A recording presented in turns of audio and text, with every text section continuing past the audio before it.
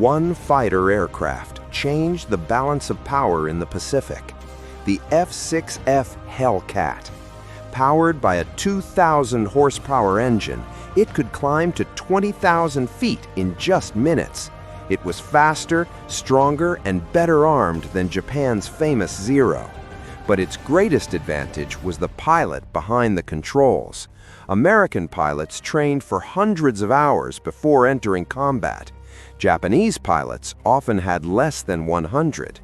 When these aircraft met in the skies over the Philippine Sea, the outcome was devastating. Follow for more incredible World War II aviation stories.